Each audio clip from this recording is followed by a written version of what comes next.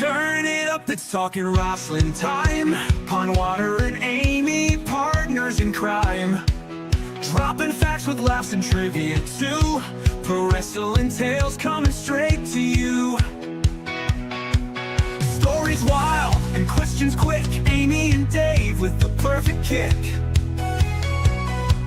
Tune in every week, don't miss the ride. Wrestling knowledge served with pride. Talking wrestling, it's a wild ride. Dave and Amy kicking ass on the wild side. Grab a chair and join the spree. It's all about the wrestling fantasy. They rant, they rave, they won't behave. Wrestling fans, come out your cave. It's time to party and misbehave. Talking wrestling, time to go. Ring the bell and start the show. They rant, they rave, they won't behave. Wrestling fans, come out your cave. It's time to party and misbehave. Talking wrestling, time to go. Ring the bell and start the show.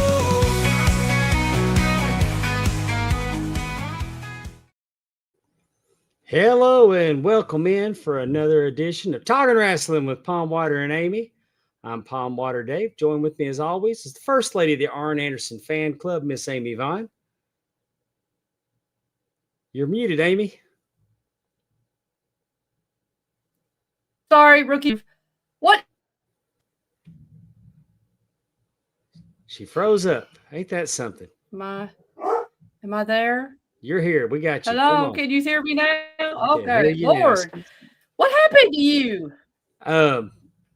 I got into a little bit of a I got in the way is what happened. Saturday night at Bayou Independent Wrestling, the dog collar match, Steve Anthony and Rob Love. I got well, I can show you better than I can tell you.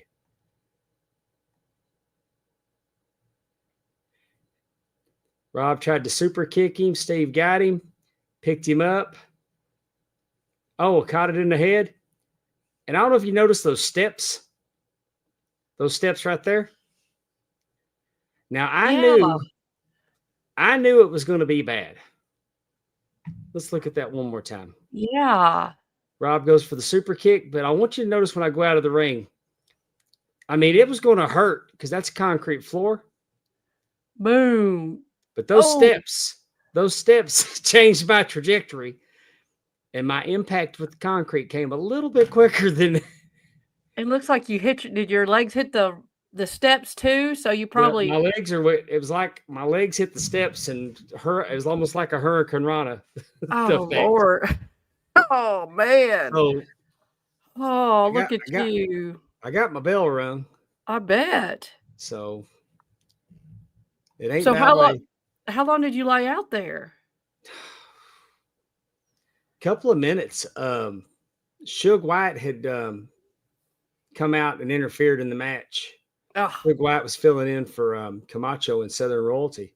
Mm-hmm. And I want to thank 318 Wrestling Channel for providing that footage.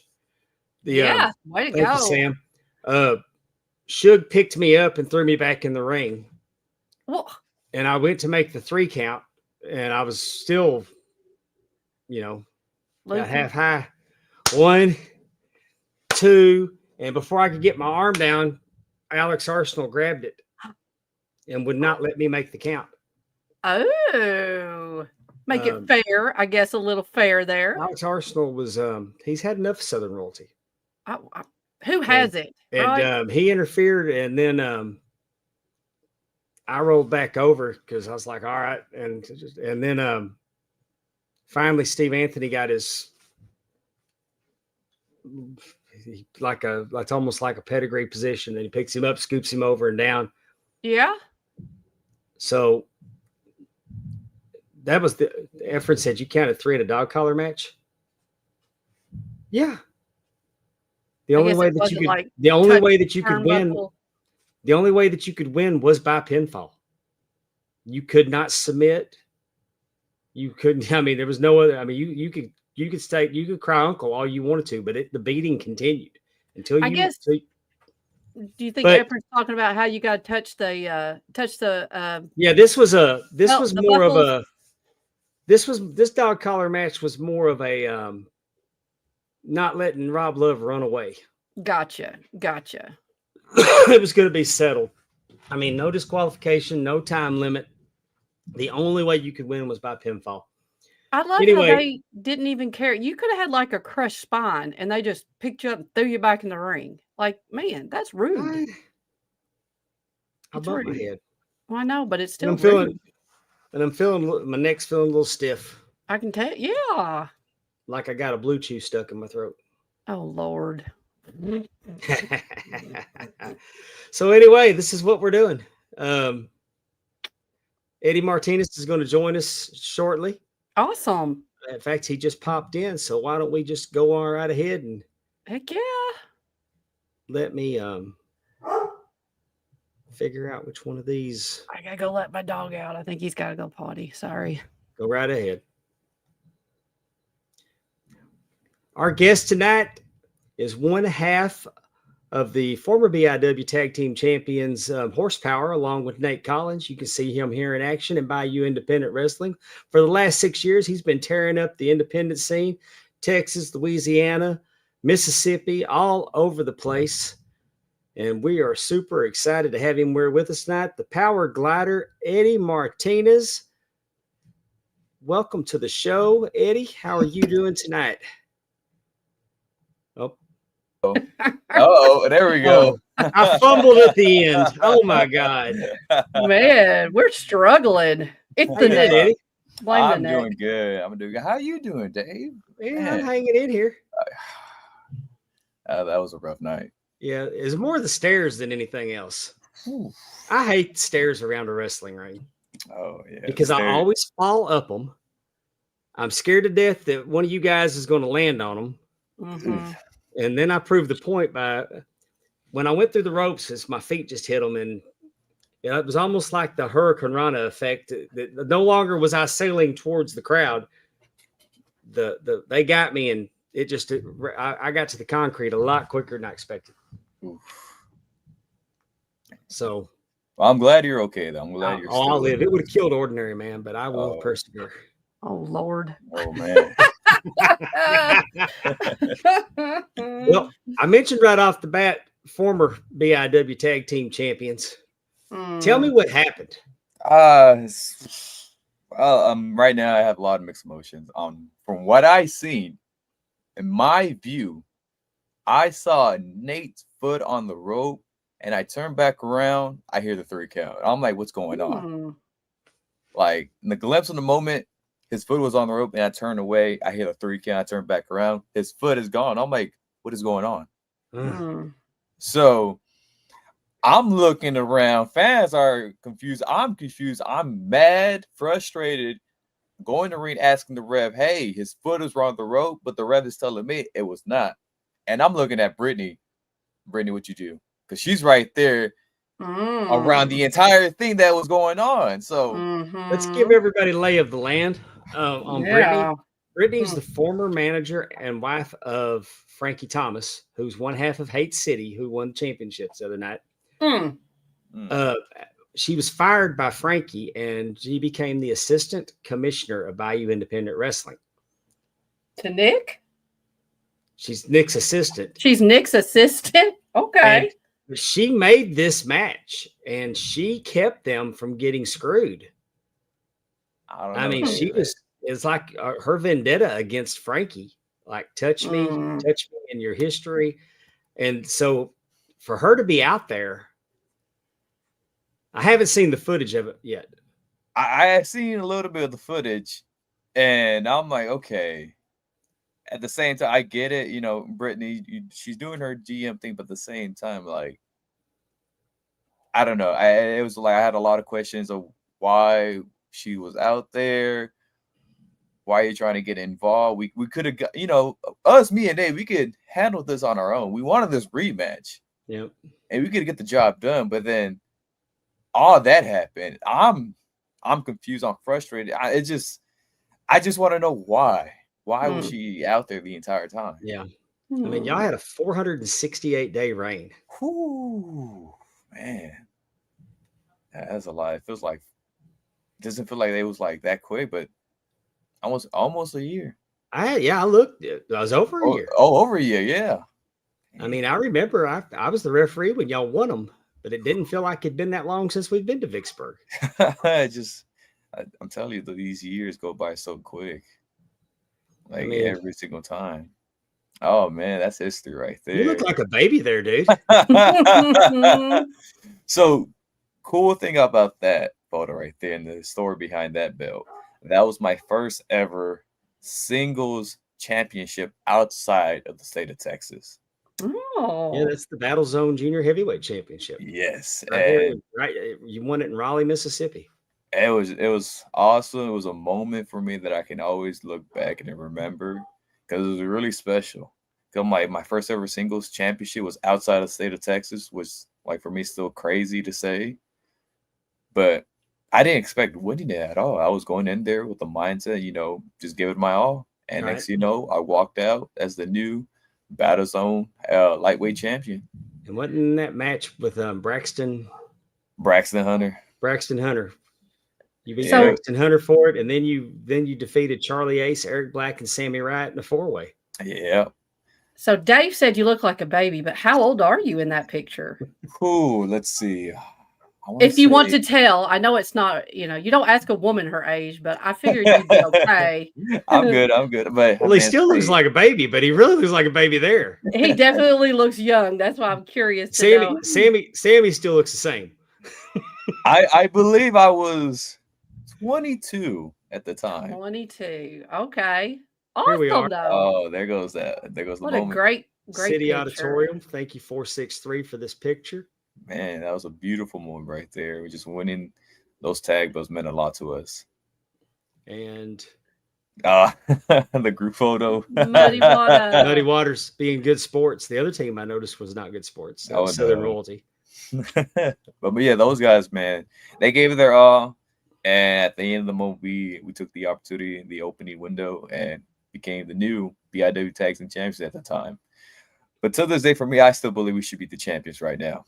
I still believe whatever the call was, I feel like it was not the right call. Right. Like, Dave, if you were there as our referee, you will call it right down the middle. You would have seen every time everything. But in that moment, just I'm mad with the ref and also mad with Brittany. It's like two people I just Hey, who I'm going to defend David Petrie a little bit because he's a hell of a referee. he is. But Brittany's a handful. Mm. Brittany is a known handful. I mean, if I looked on the sheet and I got Frankie Thomas and I knew Brittany was with him, man, I mean, it's like, it's coming. Yeah.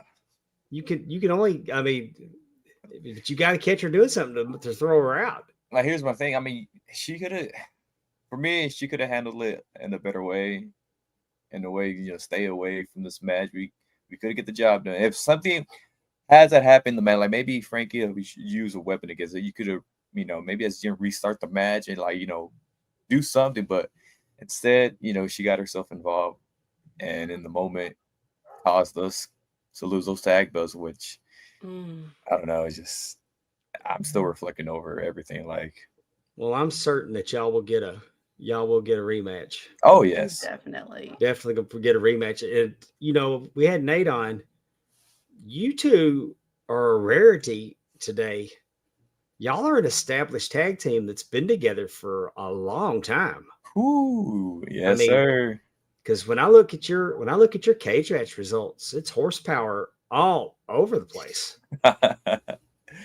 Man, we got together in 2021, and the story behind us two becoming horsepower was so great. At the time, Nate had this similar color gear as myself. Like it was like this Mexico culture gear.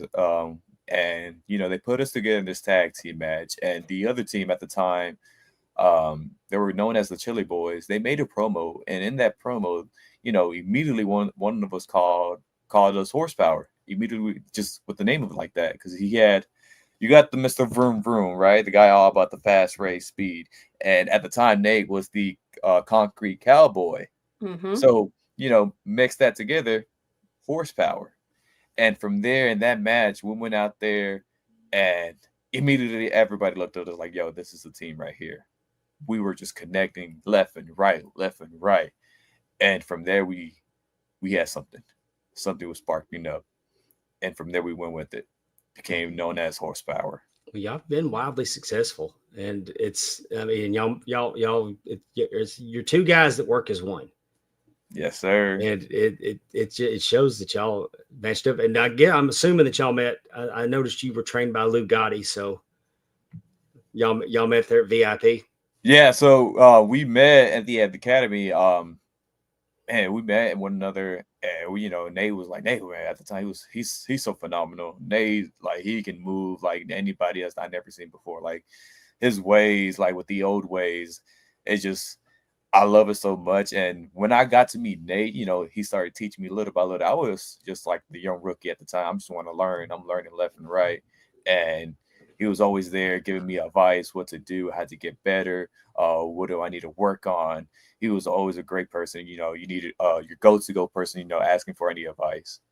But at the time, when I started going out there, crazy thing about it, me and Nate, we only locked up one time before we became a tag team. It was this triple threat match we had at this Lucha Libre show, and that's the only time I was in the ring to go against Nate.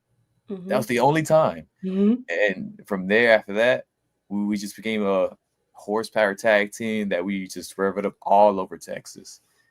And mind you, at that time in 2021, there was not many tag teams. It was the tag team division was really kind of dry in the state of Texas. And then once they start seeing us around more, they're like, oh, we need horsepower over here. We need them over there. Like, we just start clicking different cities in Texas, going left and right. And from there, we started going out of the state. Because we like, man, we kind of sparked up the tag team division. And at the time being, for me, the top tag team that to this day that I still believe is Fly Death. Fly Death are the number one. And they were looking at us as the number two right behind them. And we were just going around, doing what we can to like get our name around the state and outside as well. Yeah, Fly Death, Warren J and Zach Zilla. Yes, sir. Where are they primarily in Texas, or where are they? They're based in Texas, but man, they're a phenomenal team. They are known around the state and different states as well. They're the top number one tag team that I believe here in the state of Texas, and they're very anywhere impressive. They go.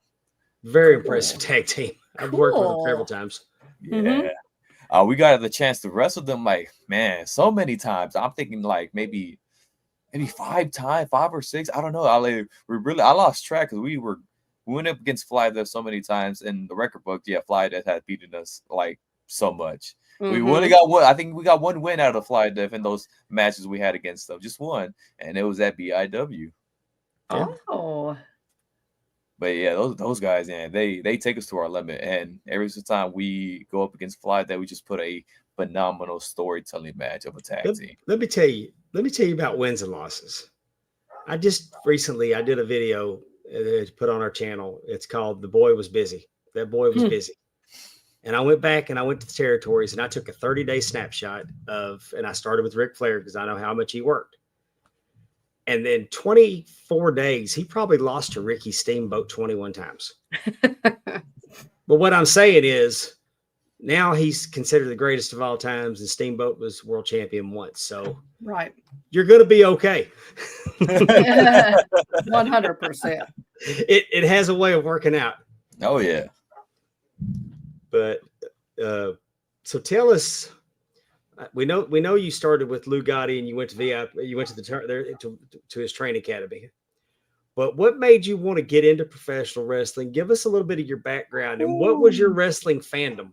Okay. So here's the story behind my wrestling fandom. I have a brother. Like, he was more older brother. He was more into the wrestling. Me as a little brother, just tagging along. I'm like, okay, cool. He has the toys, he has the belts and everything. I'm liking it.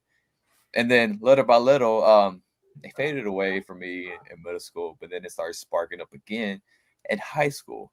And then that's where in high school I entered amateur style wrestling. That's where wrestling for me started getting more deep in me. Like I started loving it more.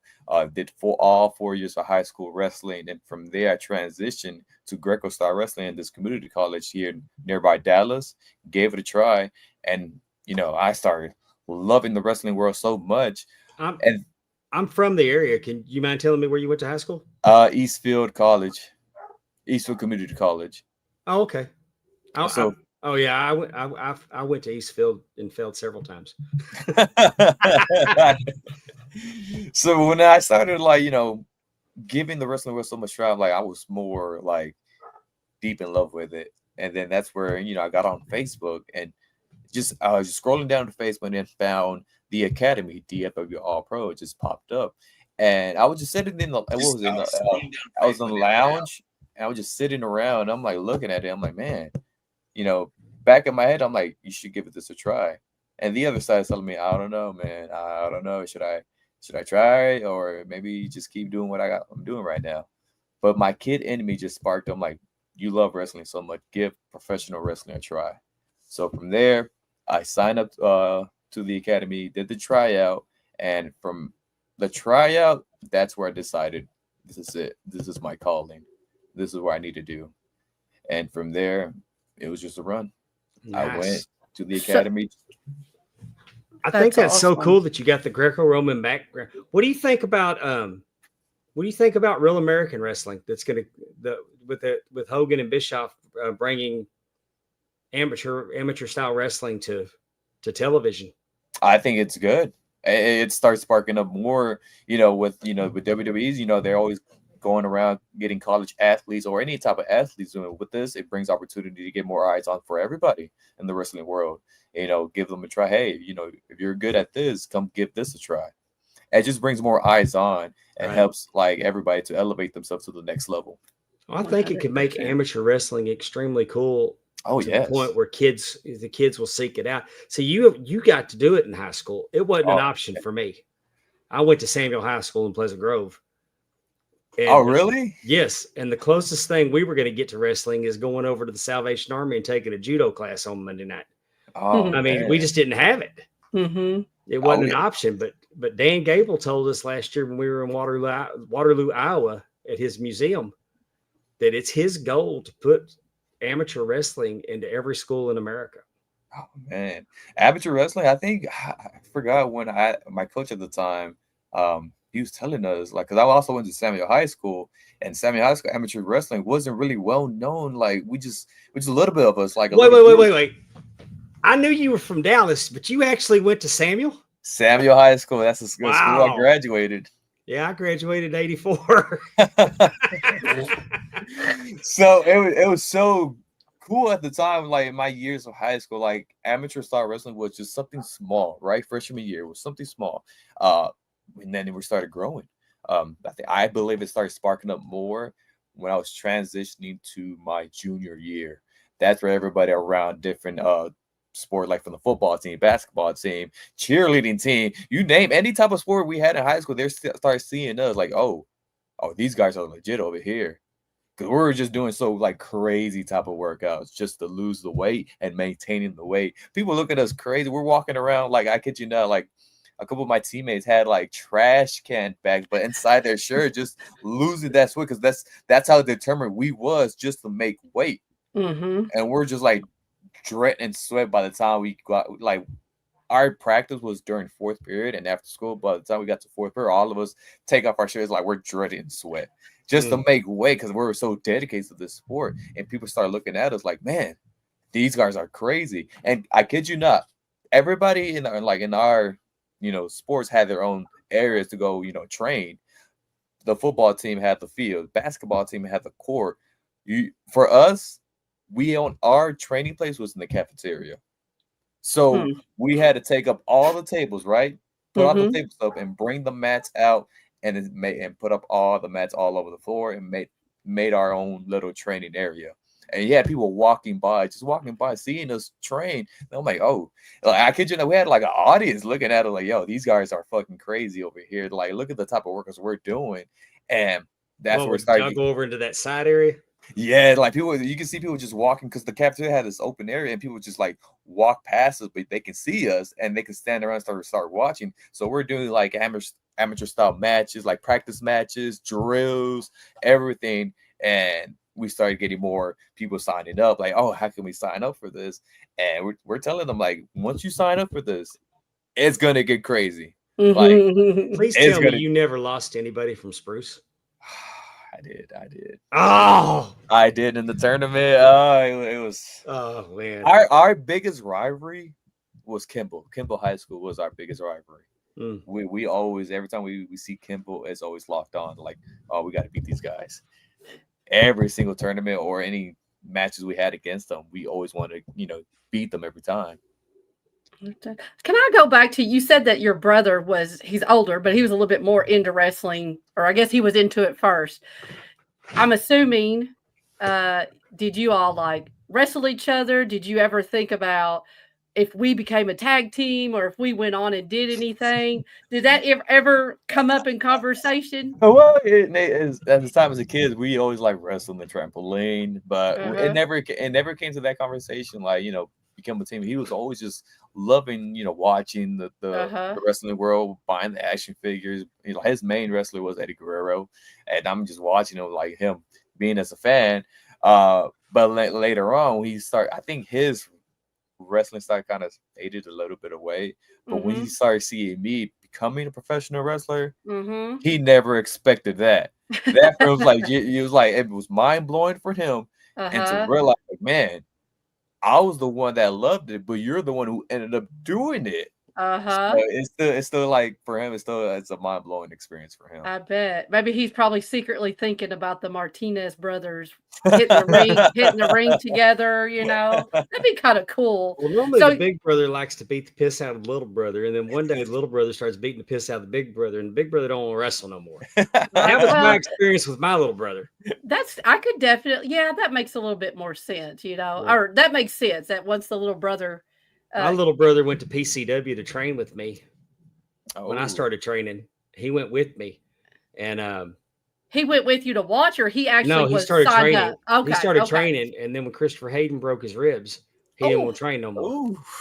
Lord. He decided, I got to work tomorrow. I'm out of here. I can't do this. I don't blame him for that. So you said your brother Eddie Guerrero. What kind of wrestlers did you, when you were watching wrestling, or when you go to watch wrestling now, who do you like watching? Besides yourself, of course, I think. So my top 3 wrestlers right now that I always look up to are, number 1, Eddie Guerrero, number 2, Johnny Gargano, and number 3 has to be Rey Mysterio.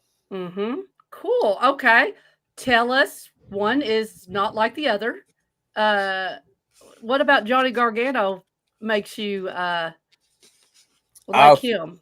For me, I think I'm more in the modern era when it was the wrestling world in 2012, when I started seeing, WWE at the time, it was getting more popular little by little. But when NXT was introduced, that's for me, like, started sparked on. That was for me, like, okay, I'm loving this so much. The NXT era that everybody talks about, like the gold and black era. And gold, yep. Black and gold era. That was the thing, like, everybody was hooked on, saying how the NXT shows was way better than the main shows. Oh yeah, the takeovers were better than anything they were doing. Exactly. And then once I started seeing Johnny Gargano, I think for me, he was introduced when I started watching the Cruiserweight Classic of before it was 205 Live. It was the Cruiserweight Classic, and that's where I saw Johnny Gargano, put him, like, the match he was putting against Ciampa. Then the next thing you know, all these takeover matches he was going. I'm like, yo, this guy right here is insane. He can go.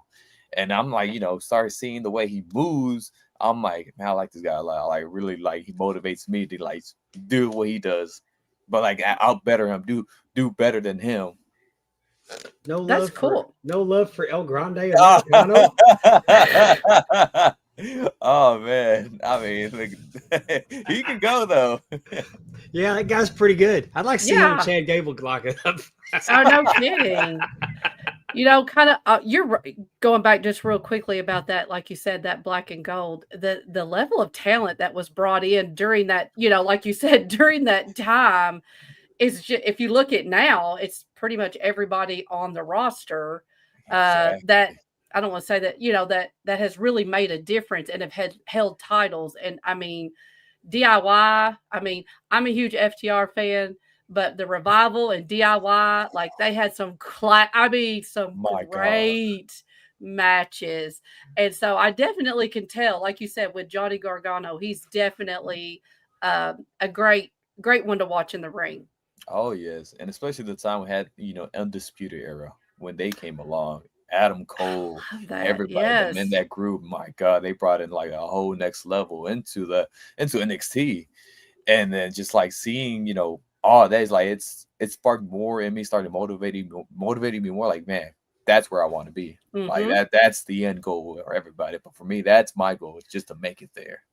Mm. Well, you Oh, have to be yes. strongly encouraged now with WWEID. Oh yes, You've got the NWA in Texas, by the way. I don't know if you've had the opportunity to work for either one of those promotions yet, not yet, but not yet. you've got two NWA affiliates in Texas now. You've got TNA, you got AEW still.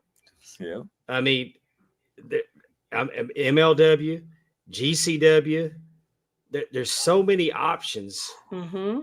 If ever wants to, Evolve, yeah, Rise Oh is up in, yes. we got Rise up in, are they in Philadelphia or Pittsburgh? they're in Pittsburgh. Pittsburgh. They might get mad if I called them Philadelphia. I'm sorry. I'm very sorry. I didn't But know. what I'm saying is, I don't think there's ever been a better time to be a professional, an independent wrestler. No, Oh, it's fabulous. absolutely. And Absolutely. All these opportunities right now is just right there. Like, whichever, for me, the way I look at it is like, I had many people in my life ask me, like, hey, Eddie, if you had to choose one place, where would you go? Like, of course, I always tell them, my WWE is the main goal, but it's for me, it's always which one comes first. Like, which door do I knock down first? Like, Mm-hmm. if I can't really have a picky one, like, man, I don't know, whichever one, all single one's pretty good. But for me, it's always like, which one wants to sign the power glider. That's the way I look at it. Like all Mm-hmm. these good opportunities, like like you said, Evolve is getting crazier right now. Seeing they just introduced the belts, and some of them, and it's just like those belts that look beautiful, by the way, too, as well. I Like think they look MOW, better than the main roster belts. yeah. But I mean, I know you got to have a big W on the main roster, but still. And then you seen like TNA with the partnership with WWE is like, man, if you get a step closer to TNA, then you're another step closer to WWE with the partnership. MOW is another big one as well. But MOW is Mm-hmm. hitting the road to different areas all over the states. AEW is like a new for me, AEW is like it's right there, but Pro Wrestling Revolver. oh yes. And then And even AAA, they now have a relationship. Oh yeah, They're Triple oh owned A. by yeah. they're owned by WWE. So I mean, like you said, there are so many little avenues. And hey, Eddie, That chameleon guy's gonna be the biggest star to come out of there all of a sudden. the Iguana Man or the Yeah, whatever, Iguana. is that what Iguana. okay, I was My gonna say bad, chameleon. Chameleon. Oh, I thought you said comedian. I was I trying think to that, think. and I think I Comedian. think the Worlds Collide show was better than what they Chameleon. put on. Worlds Oh, it Collide was better was. than Money in the Bank. It was. It was classic. It And was see, The women's match was I awesome. I'm not well versed in lucha libre, but I loved that show. I was entertained from start to finish. I was entertained by the whole show. I popped seeing Blue Demon in the ring before the match because I got to referee on a show with him, but I'd never refereed lucha libre, so I didn't get to do his title match. He was the NWA champion on that show. But Probably best that didn't happen. If but you just don't know it, watching, but just watching that show was, I mean, it was really, really entertaining. They pulled out all the stops, and I hope they do it more. oh Yes. yes. And Eddie, if you ever want to go to Canada, we have a hookup for you. Oh yeah, Island Pro Wrestling. They are a really cool. I mean, it's cold, but maybe if you go now, it won't be as bad. But it's not that bad. I will only visit in the summer. There's no way they're talking about breaking ice to get somewhere. No. Oh man. Yes, to Nova Scotia, they got a fabulous promotion up there. Prince Edward Island. Yes. Yeah. Oh, yeah. It's near Nova Scotia. But yeah. New promotion. The production value is incredible. Yes. Like if when you I could watched their first check it show, I was out. like, and I went and looked, and like there wasn't any more shows. I was like, wow. It's on Twitch. But yes, if you ever want to expand, I get said, out of the keep country. that in my mind. But I'm super. And I mean, you and Nate together are something pretty special. But I've also had the opportunity to work with y'all in singles competition, and I mean, I know that you had one with Rob Love that stands out to me. Oh man. But I mean, every time I've never come away from working with you when I didn't think, man, this guy's got something. This guy's got something pretty special.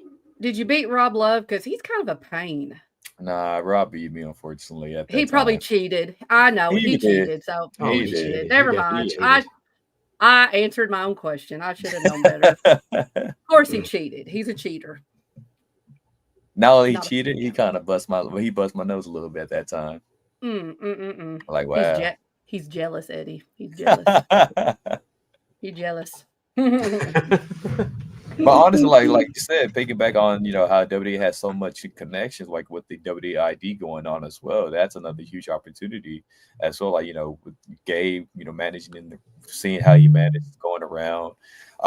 Like right now, not too long ago, I got to work with one of the WID guys, Cappuccino Jones.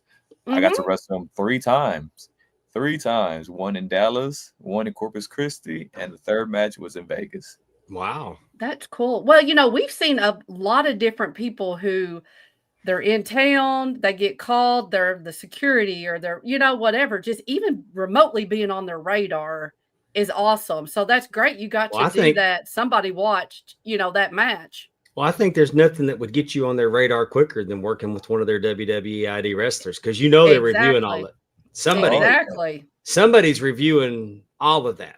Oh, definitely. Yeah. Oh, 100%. And then like I think a month ago, I got to work with, SmackDown working backstage as extra talent. It was cool. It was a great opportunity. Never thought it was going to happen. I'm like, oh man, being back there, seeing all how the way it works and everything was like a big, a big moment for me. And just like seeing the level they are, I'm like, yeah, this is it. This is the dream I want to go. And I'm going after this dream. Oh, good for you. That's awesome that you got to be backstage. And then they don't let just anybody. Like they have people they like and they know are professional and show up and will do the job that they need to do. And like I said, there's lots of times we've seen them in the background and the next thing you know, they got a dark match or something like that. So look at Barrett. Yes. Man. Look at Barrett. Barrett got put through the table by the Dudley Boys at the Hall of Fame. Yeah. Braun Strowman's pitched his little ass all over the backstage area. And he's tag teamed. He's tag teamed on SmackDown. Mm-hmm. Yeah. Mm-hmm. Yeah. Frankie and Bam Bam hate each other. They put them together on SmackDown. So Eddie Martinez too. I mean, like I said, we see a lot of different people. But I truly believe what I just said, though, that working with WWEID talent will get you on their radar quicker than showing up and being an extra. Sure. Oh, definitely. They get to see what he can do. There's nothing wrong with that extra work. I mean, the Rosebuds are a who's who of. I mean, one of the Rosebuds is the Intercontinental Champion now. And one's the women's champion, right? Is Becky Lynch still the women's champion? No, Becky Lynch is the Intercontinental Champion. Oh, that's true. But I mean, she's a champion, right? Okay. But yeah, like I said, like working with these WWEID, like getting a chance to work with Cappuccino not just once but 3 times, man. I'm like, okay, that definitely means like somebody has to be watching this. Like exactly. Getting like you don't ever get those type of chances before wrestling that same opponent so many times. And for us to working 3 times, they saw something and so I'm like, yeah, these 2 guys can go. And not only we did it, and 3 different places, but it was just crazy to think about too. Awesome. When you look at everybody that you've wrestled over the last few years, it's a who's who of independent wrestling, and I mean, still sharp and still. So, I mean, I think that's testament to why you're as good as you are. I mean, you've been in there with Wes Warren, you've been in there with those Camachos, you've been in there with Tatum Manning. Dmitry Alexandrov. Oh, Tatum. Mhm. But you've actually been against Bam Bam and Cassidy. Yep. Izzy James. I'm just sitting here, and all these names are popping off the sheet to me. Corey O'Neal, Sky De La Hermosa. You were in there with Fuego. Fuego, not once but twice with Fuego. Oh. And they started you out right off the bat. They put you in a battle royal with T-Ray, Edge Stone. That's a big old guy. Exodus Prime, Ocho, Onyx, Ryan Davidson. The list keeps going. Man, are you reading Cage Match? What are you reading? Yeah, I'm just going. Okay, that's what I'm just making sure. Of course, you mentioned Fly Def, and yes, that's what I'm just saying, that he has had one hell of a career already. I was going to say, we cannot wait to see all the different names that get added to that list. All the top names that I wrestled, and for me, it's I look back at them every single time. The top 5 were Mustafa Ali, Matt Riddle, The Trend, Matt Taven. Oh, Taven's incredible. Lancet Dorado, and then Fuego the Soul, and then Barrett Brown. Getting to wrestle, 3 former WWE stars was crazy. Like Mustafa Ali, when he got released from the E, right, and he started his tour, I believe I was match number 3 on his tour, and the only match he had in Texas. Getting that opportunity to wrestle against him was amazing.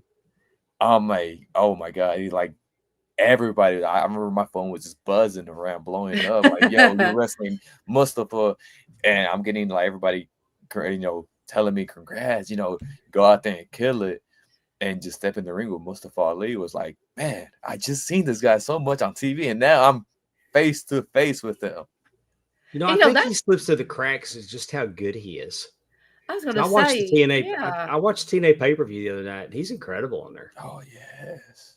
Well, in that list that you just said, they're very diverse in their wrestling style. I wouldn't say Mustafa Ali and Matt Riddle are common. See, Matt Riddle stood out on that list to me. I'm just saying that's good. He surprises me sometimes. Do different things. Oh yes. I think that he leans in so heavy on the MMA stuff sometimes that I overlook that he can. Yeah. That I overlook his grappling. But it was crazy getting the chance to step in the ring with Matt Riddle, and right. at the time where was that at? It was in Corpus Christi, Texas, a promotion called Texas Wrestling Cartel, and man, that promotion is like, man, they bring it. They bring the fire. They bring top level matches. And that's where, if I could tell this little story, that's where I became their first ever champion.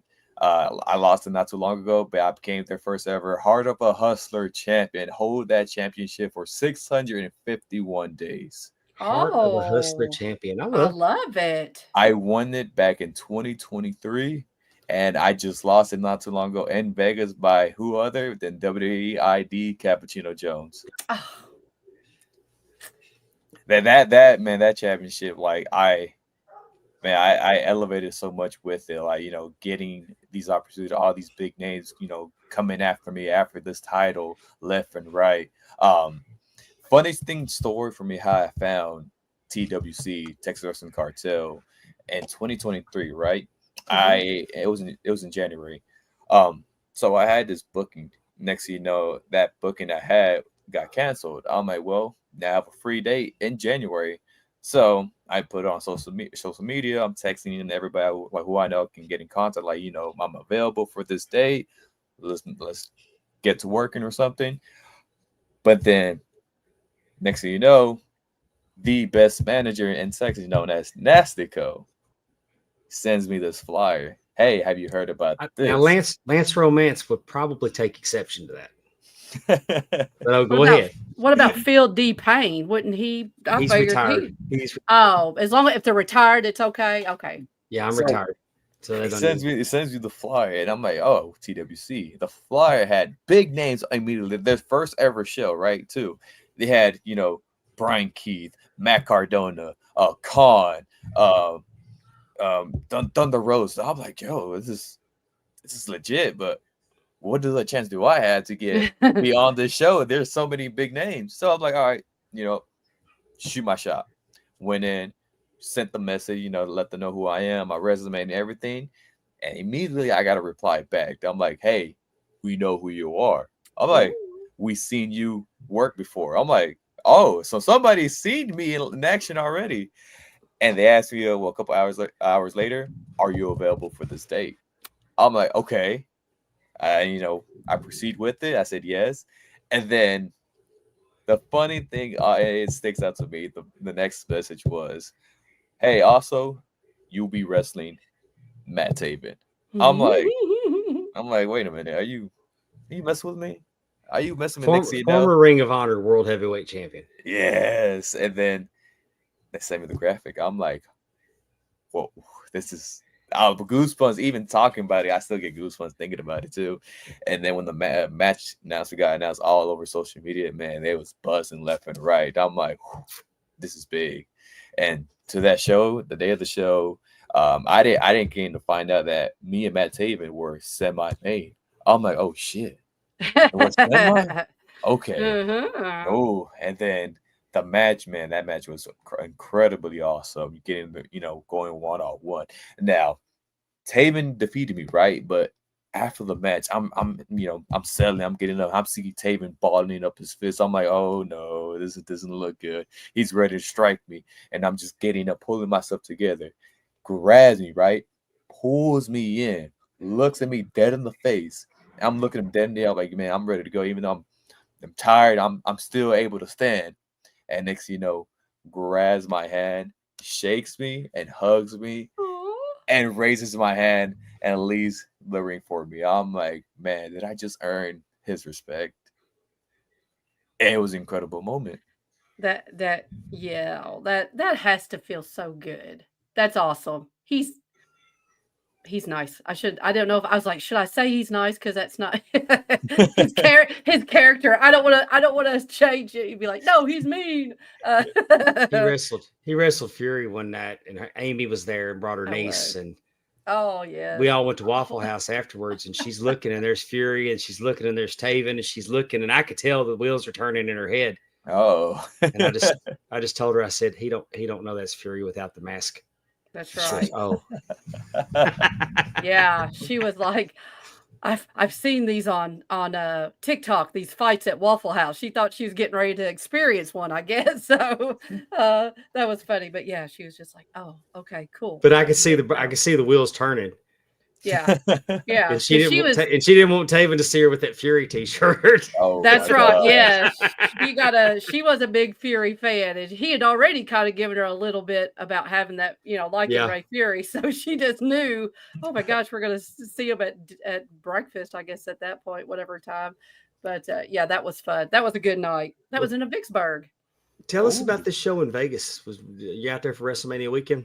Yeah, so it was out there for WrestleMania weekend, and the Vegas show was TWC, a Texas Wrestling Cartel show out there, and I was defending my championship belt at the time against Cappuccino Jones.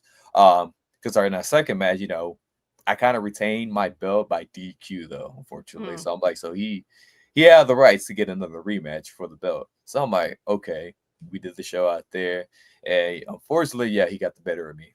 He got the better of me and became the new Heart of a Hustler champion. And it was an incredible match. It was a back and forth match, but at the time, Cappuccino Jones got me. But for me, like, even though he got me, he took the belt. Doesn't mean like doesn't mean this is not the end for me. No, because I'm like, even though you defeated me, I still, in my rights, I should have a rematch clause for that championship. 100%. Yes. How was the venue? Where did y'all? The venue was the Future Stars of Wrestling venue. For the pictures, it looks pretty big, but when you go in there, it's an actual wrestling facility that's used out there. Yeah, there's a facility that was already their local promotion. Yes, so that's cool. It was like so many different shows were running at that facility as well. Right. So we were like the show for us was at 3. And it was a great facility as well. But in the picture, it looks pretty big in the picture, but in person, oh man, it looks kind of small though. But It fits a lot of people. That's like mind blowing for me. Like we went out there, there was already a line already outside waiting for the show to doors open. I'm like, oh man, and I'm kind of Uh-huh. questioning like, can they all fit? And they did. They did. Next thing you know, we see everybody in there. I'm like, oh man. Then it was a good show. It was a great show. Vegas was fun too. I bet. You Getting to see almost were able to say they were turning them away at the door. They couldn't come all in. Standing room only. They're hanging from the Yeah, rafters. it's hanging from the rafters. but no, everybody came in. They fit the room, and everybody's like had a good time watching the whole show. I like that. I like that indie wrestling can get can get the rub from WrestleMania when they do that. And I was so disappointed they pulled it from New Orleans because I was going to go down there next year and try to work every show that I could get on. Because normally I show up for WrestleMania in New Orleans to hang out with my buddies and party for 3 days. But this time I said, they're going to be in New Orleans. I'm going to go down there and I'm going to see if I can work every show I can get on. I'm going to work. Oh, trust me. And then they pulled it, and I was like, well, now I can't. When it comes to WrestleMania time, that week leading up to WrestleMania, all these indie shows are going all out, and so it's big opportunity for all of us to go in there, just see we can work. Can we work all the week, or is like how much can we get? It's like a huge opportunity for everybody. I mean, they're working shows after midnight. Oh yes, like 4:00 in the morning. There's matches going to the ring. It's crazy. Yes. Well, but if you're going to WrestleMania, more than likely you are a fan, and so you're going to want to see all the independents. You will go at 3:00 in the morning and watch your show midnight. Effie's, whatever they do different shows at midnight, different things like that. That's a great way. Like you said, that's a great way to get seen too. Oh yes, and people will go shows 3:00 in the morning or 4 in the morning, and people will still go out and shows. Like Vegas was a crazy experience because everybody had all these shows going from me after 3 or after 4, and people will still go and they fill up the entire venue and just put on the show. And they don't sit on their hands. They're all standing up, just engaged with the show going on. We have to say hi to Ben Jones. He's our Australian fan, Eddie. So he says good morning to us, and that really means good morning. Oh man, good morning to you too. He's got 2 little boys. They're not little anymore. Pretty soon he's gonna have how are they? They're not teenagers yet, I don't think. Are they 10 or 11? But anyway, they're starting to get active, so they're big wrestling fans too. Well, Eddie, what do you have coming up? So this Friday, I have a fatal 4-way match out there in South Texas for Newsbreed Wrestling. So that's what I got coming up this Friday. And it's gonna be a banger though, because there's all 3 competitors. We got one of them, Alex Arsenault is in the match. Right. Oh, okay. And you got Ben Parker as well in the match. And Matt Riot, also the champion. He's the champion who's putting this title on the line against the 4 of us. But it's not just no regular fatal 4-way. No, it's a fatal 4-way elimination. Oh, cool. Okay. Even better. It's better for me. Like, hey, I don't need to worry about who's getting pins, because I know if you get pinned, might be a chance for you to get eliminated. So exactly. It's really every man for themselves in that match. I like it. Yeah, you're not going to be breaking up. Oh, that sounds cool. Yeah, I think I got it right here. Oh, we got it. Let's see. Oh, you had to get quiet, Amy. Well, I don't have my glasses. I'm doing something. You're supposed to keep going. Here we go. I'm sorry. Yeah, I'm there sorry. It is. Look at Alex. Yeah, that's gonna at the showcase. That's gonna be a good match. Oh, and where is this at again? This is in it's in South Texas, almost in McAllen, Texas area. Uh-huh. But that's where it's going on over there. It's at the venue's called the Circus Live. But yeah, this fatal 4-way match, like, I know I've been in the ring with Alex Arsenault so many times, but the 2 other competitors will be my first time. Oh. Well, Alex has had a change of heart. I mean, yeah, I seen it, but what you think, Dave? Did you really trust him? I don't trust anybody. I was gonna say not when a championship's on the line. I don't know. Like, there's championship on the line. I would no. Especially I know Nate feels this because we're trusting as well. We're trusting Brittany a little bit, but after what she did this past Saturday, now we're looking at her like, okay, now. I wear glasses, and I'm positive that she's responsible for some of it for all the hairspray that I've got in my eyes over the year.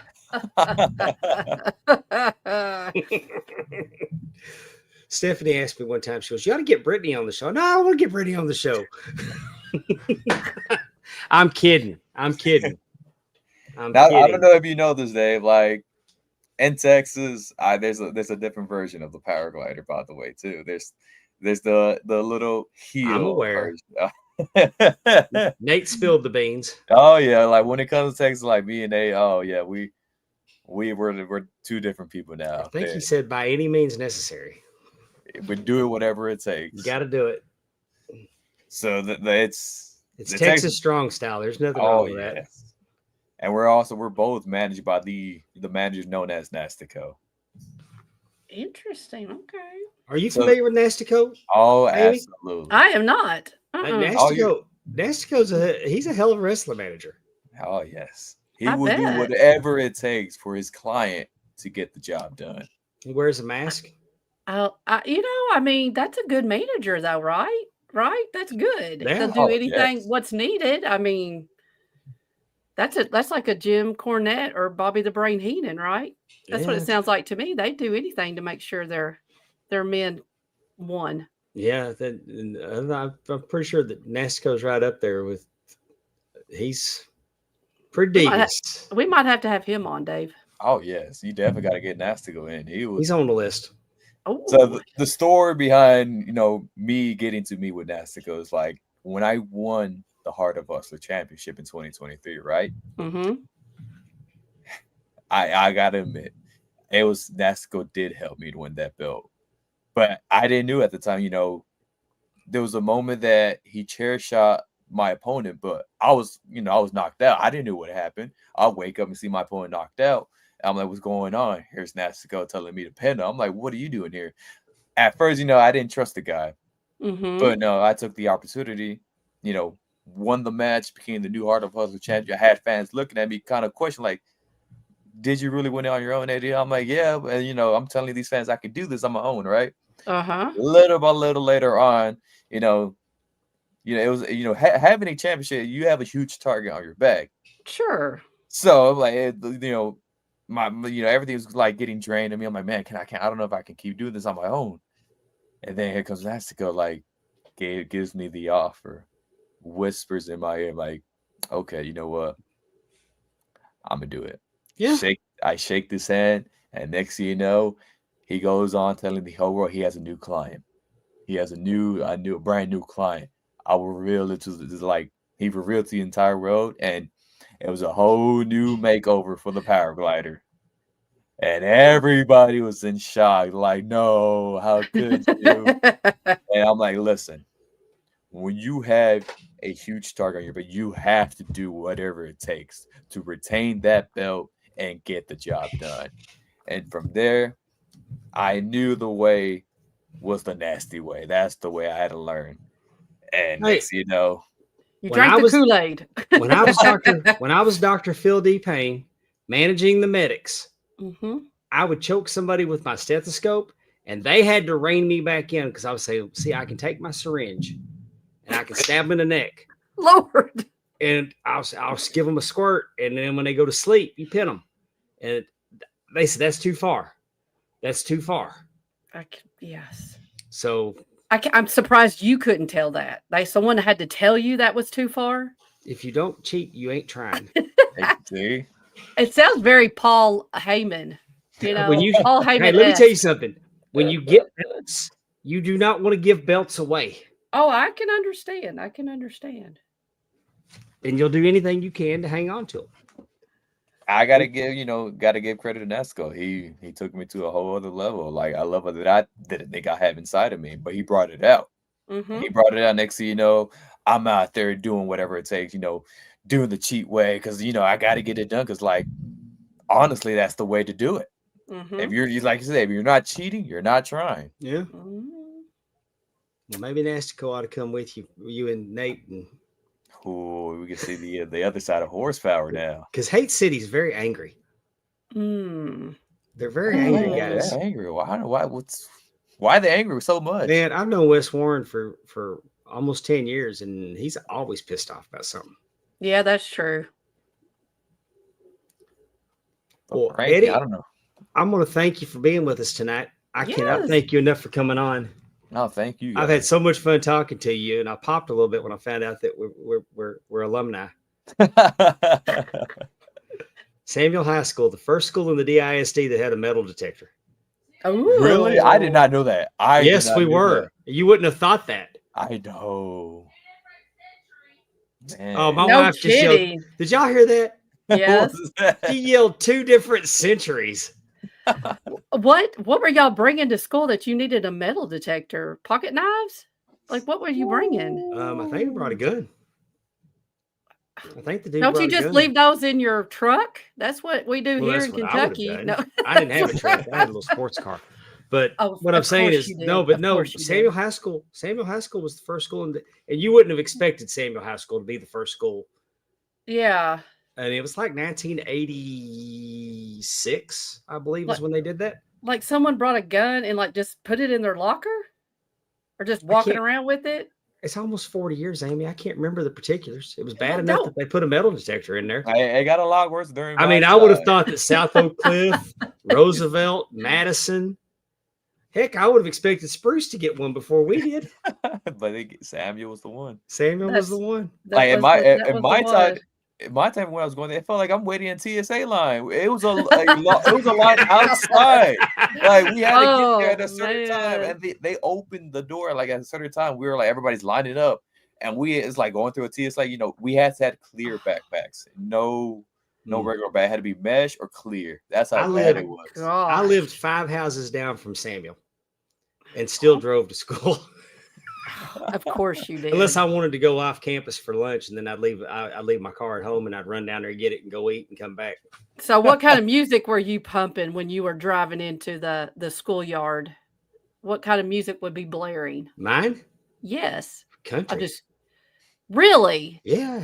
I figured you have some Quiet Riot or some No, kind of well, I mean, I'm not hard above it. rock. I'd play 97 Won the Eagle a lot, but if I had my cassettes in, it was either the Oak Ridge Boys or Alabama or somebody You like were that. blaring Oak Ridge Boys going to school? I would. Oh, cool. Cool. I like how he said you were there when metal was first discovered. That's Oh. my favorite. Well, all right, Eddie. Thank you so much for joining us tonight. Good luck this weekend. Yes, Safe good travels to luck. you, sir. Yeah.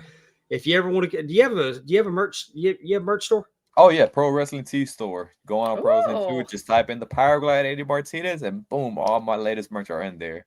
Awesome. I'm still uploading the new designs that I just got with the new Horsepower logo and the new Nastico and Eddie logo. So those 2 will be up pretty soon. But right now, there's a lot of designs I have there on Pro Wrestling Tee. Pro Wrestling Tees. That one right there had all the AW merch and everybody else in there.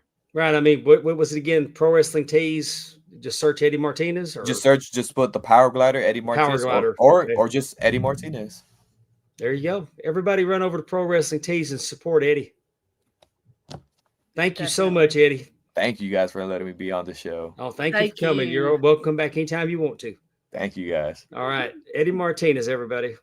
Bye-bye. What a cool guy. I like him. Oh, that was great. And I love Nate too. well, I know me and him had talked about Dallas before in the Mhm. locker room, but we never put it together. We went to the same high school. That's pretty cool. I love that. I think the medical term is it's fucked up. I'm fucked up. The only good thing about my neck is it's made me forget that my mouth hurts. Is your mouth still hurt? Yeah, I feel like I got a fat lip. I'm still getting the filling back in there. Oh And, man. this piece right here, it'll get real hot. It'll feel like it hurts. And the doctor says Really? it's because the nerves are firing. It's trying to come back. This Oh, hurts worse than gosh. this hurts worse than the toothache. I was gonna say If anybody ever wants to take your wisdom teeth out, just don't do it. rethink Hey, it. but we got another guest. Yeah, we do. He's the promoter of Bayou Independent Wrestling, Oh, and he's here with a big announcement. exciting. Joining the show at this time, Mr. Josh Newell. Hi, Josh. How goes it? How are y'all? Oh, We're pretty good. good. Good to see you. Just having a good time with Eddie. We were just having a good time with Eddie. Sorry, I saw that. I got a message in the private chat and I got distracted. Sorry. And I thought it was a good point, so it blew my mind. Yeah, no kidding. 100%. I saw it too. And before we go any further,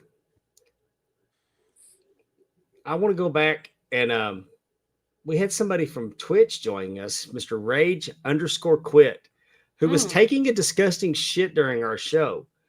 Don't push too hard, buddy. You'll blow out an O-ring. No, don't want to do that. It's never good. Never good.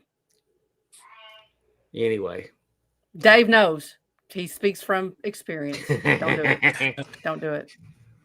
Well, how's it going, Josh? I can't complain at all. I'm still, kind of recovering from last weekend, and tickets go on sale for the West Monroe show Friday, so we move from one to the next one. And then we have a show August 2nd, too, so I'll kind of be cross-promoting it while we're promoting West Monroe as well, because there's not enough time to wait until this one's over to do it. So we'll be busy. Yeah. How do we feel about Brookhaven? Overwhelming success? Yeah, I mean, great crowd, loud. I've had so many messages of best show that they've been to for BIW.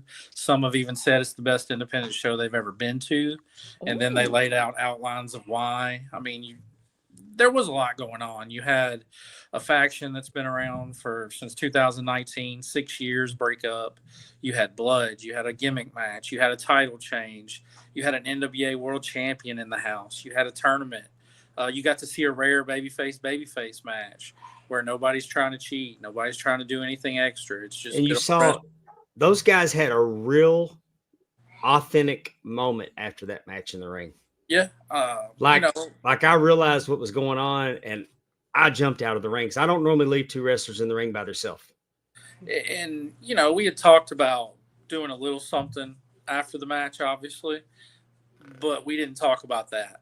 That was a moment where the crowd felt it, the wrestlers felt it. It was just one of those rare chances you get to do something special. Yeah, and the crowd helped with that. The Brookhaven crowd helped make that a special moment because they kept it kind of 50-50 with who they were going for too, which kept the wrestlers locked in. They were calling for RJW to take Fury's mask off. Yeah, which never happens. So. Right. But so it's between Fury and who? I'm sorry. Fury and RJW. It was in the down in the Bayou tournament. Oh, it was a tournament match. Okay, yeah. Okay, cool. That's why they ended up being together. Yes, that makes sense. Oh, cool. That's what I love about a tournament. You just never know who gets to wrestle each other, and that's always fun to see. Yeah, it leads to a lot of interesting things, and I can't even forget John Saxon came back. Yeah, it's been with me I paid John Saxon for 14 years. He was one of my mainstays from year one till he, retired. Mm-hmm. So to have him back in the locker room was a whole different thing. And, he was a good guy the whole 14 years he worked for me, but he came back pissed off. So, I don't know if he's mad at me. I don't know what. But I enjoyed being in the locker room with him. I was late to the ring twice. Yeah. The show started on time, but the wrestlers didn't. We had the show, 7:30 on the dot, like usual. We're getting ready. The music's on. Yeah, wrestlers didn't come out when the music came on because we were still back there getting ready. But that's on us. It was funny because Barrett Brown said he had a nightmare that his music hit and he still hadn't got his boots on. Oh, and he said it was a nightmare, and this genuinely happened in the first match. The music hit, and the man was still lacing his boots. I'm not calling out any names, but it was. I think people can guess who in that first match was probably the last one to get ready. I got a feeling most people can take a good educated guess on that one. Well, we got a big old show coming up in West Monroe. Big event. I think it's more of an event than a show. We'll bring it up on the screen. It's called Caught in the Crossfire. It's going to be Saturday, July 19th in the West Monroe Convention Center. And tell me what we got going on about this matchup here, Josh. We got Nate Collins versus Nate Bradley in the Battle of the Nates. Yeah, this was the Battle of the Nates. I've been trying to book Nate Bradley for probably a year and a half. He's just created such a nice buzz, whether it's with Wildcat or TASW. Every time I've seen him live twice, but I've also watched several videos. It's usually match of the night or second best match of the night. Maybe there was a main event that topped it on a few of the shows I've seen. Mm-hmm. But he's always just up there, and he hasn't been available, stays booked. Well, I finally got him in like February for this one. I've had him on the books since February. And then once I finally got him, I was like, all right, now who do I put him against? Who can we put him against that'll have a unique style and kind of bring out the best of both sides? And I think Nate is that guy. Even if they would have kept the tag titles last week, this was going to be a one-on-one match that I was going to do. It's a really unique Horsepower is a unique tag team that both of the wrestlers are so individually strong as singles, but their magic is a tag team. And I have a habit of that too, like Frankie and Wes, they have a lot of singles matches. RJ and Gio, they have a lot of singles matches. APOC and Rook. Southern Royalty, when Arsenal and Jeremiah were the tag champs, they still had a lot of singles matches. I like to change it up. We have such small shows, 5 and 6 matches, that I try and get another tag team in. So I can't always let the tag champs defend their belt because we got to get some contenders. So one of the 5 or 6 matches needs to be, the tags. And then I like to book singles competitors against the tag champs too, as a way of, keeping the tag champs sharp, but also if you get a win, maybe you bring a friend to the dance and you go for the tag belts. Mm-hmm. There's just a lot of different things that I try and keep it fresh and different, and get first time matchups like this one, and Nate's one of those guys I can do that with for sure. All right. Moving right along. Frankie Thomas against, hang on, my screen's got to.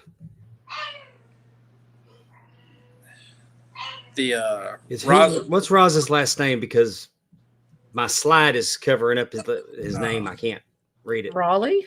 Is it Raleigh? Yeah, he made his debut this last weekend, and it was like last minute-ish. Bam Bam got sick. We started making phone calls, and Raza lives in New Orleans, so that's only about 2.5 hours from Brookhaven. So he literally got booked at lunch,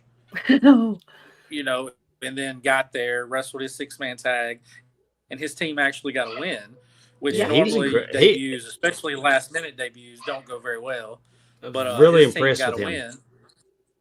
Yeah, so he wasn't booked on this show until I saw him Saturday. So I came home, thought about it, reached out to him Monday or Tuesday, and here we are. Cool. Against Frankie Thomas. Yeah, our good old one half of the tag team champions now. Hate City in the house for sure. Controversial win, but still a win. Believe it or not, Dave, there's a lot of people asking that you should have reffed that match. You wouldn't have missed the foot on the rope. So usually you're the one getting in trouble. So yeah, they hate me till they don't. Right. I think Rooster probably thought, well, Dave wasn't so bad now. All right, down in the Bayou tournament, semifinal match: PJ Hawks versus Exodus Prime, who I can only imagine will have his new coach, John Saxon, with him. Yeah, okay. The coach will be in the house. John Saxon's already confirmed with me. He'll be in West Monroe for the first time in 3 or 4 years. He's wrestled for me in West Monroe probably 50 to 60 times over the years. So it'll be nice to have him back in that town. And now that we're in the semifinals, I mean, it's good wrestler versus good wrestler. It's been that the whole tournament. But now we're talking about guys that have picked up wins. They're on a roll. These are guys that when you look at them, you don't really picture either one losing because they've looked so impressive throughout the tournament. PJ and Exodus have both been that. So this semifinal match is going to be really, really, really good. Exodus's athletic ability versus PJ's amateur wrestling background. It's going to be, PJ trying to ground him, put him in something, either tap him out or pin him. And Exodus kind of just showing off how much more athletic and how much talent he has. So we'll see which one comes out on top. And John Saxon might be the difference maker. This match could steal the show. It could, but the problem with this show is So could Nate Collins versus Nate Bradley. Oh yeah. So Yeah. could Ray Fury versus Hunter Law. So could Bam Bam versus Barrett Brown. And then Steve Anthony and Caleb Conley was the match of the year last year. Yeah. Mhm. So like, yeah, you might have an A+ match tonight and it'd be the worst match on the show. And Frankie's going to have his hands full with Raza. Yeah, I mean, that's going to be an exciting debut and then a veteran. And Frankie's had some matches with kind of people that are new to the roster that have got them hired. Like I remember him wrestling Rook, and Rook was supposed to be one time only. Yeah. The crowd was so into it that Rook got more looks from me. And yes, Rook was a big part of that, but the opponent was Frankie. And then it's also happened with guys like Danny Chance and some other guys. So a lot of times the common denominator goes back, and it's Frankie that the match got to that level where I'm wanting to bring these people back. Yeah. And sure, they're a huge part of it, absolutely. I But don't think most Bayou Independent Wrestling fans realize just how important Frankie Thomas is to the whole show. Oh yeah, he's the glue a lot of times. He's one of the vets that's been with us the whole time. He's been lower on the card, middle of the card, upper card, depending on which year you're talking about in BIW's history. He can wrestle any style against any opponent. You need guys like that, especially if they're going to have longevity with your company and be around. Because if you're going to have 16 years with me, we got to be able to do a lot of different stuff, right? Or you're not going to last. You're not going to make it. So, and he's around somewhere around 15, 16 years with me. Only Steve Anthony has 18 years with me that's still active. I think Frankie's a modern day Buddy Roberts. Yeah. Yeah. I would agree with that. And I mean that, and I mean that as high praise. That's. Yeah, absolutely. Buddy Roberts was the glue to that. I mean, he's not the one you talk about first, but if you really get into the history of it. But in hindsight, you saw who was doing all the work. Exactly. All right, we got another down in the Bayou semifinal match: Ray Fury versus Hunter Law. This one's got me intrigued. The tournament has really helped Hunter's stock with BIW because he's been in a few different times over the years and had some matches here and there, and they were fine. But the tournament now is when I'm finally starting to get messages from our fans and comments and things where they're like, oh, Hunter Law's good. And people didn't realize how good Hunter Law is. This is probably a little controversial. Most probably don't agree. But I think Steve Anthony is the best wrestler in Louisiana. And I think that part most people probably agree with. I think Hunter Law might be the second best wrestler in Louisiana. Wow, and I don't know if a lot of people realize that is the highest praise. Yeah, like there's tons of good wrestlers in Louisiana right now. 225 has a ton, Wildcat has a ton. We have some guys based out of Louisiana, but Hunter Law is the real deal. Give him a little more time to get that buzz going. Yeah, and he'll be a Barrett Brown level. You're gonna see him at the top of shows, get that occasional flight somewhere, maybe an international thing. He's that good. He really is. And I don't even think he necessarily knows it yet, but like he is. He's that good. Wow. So, and then Ray Fury. I did not expect to hear that coming. No, and I've told Hunter in private how high I think of him, but I don't think I've ever said it in public that I think he's the second best wrestler in the state of Louisiana. And that, again, that's not anything against any of my Louisiana guys. Love them. We got some really good guys, but Hunter's just so versatile. I know. Isn't it hard to give a compliment without worrying about the? Yeah, I do it all the time, and I don't mean any disrespect to anybody else when I'm not. But and I don't really worry about it anymore. I used to a lot. You're not going to hear me catch negative. I'm not going to spread drama. Yeah. But I'm going to praise people. I'm not going to not praise somebody in order to stop somebody's feelings from getting hurt. I'm not going to say anything bad about people, but I'm not going to stop praising the ones that I feel deserve it.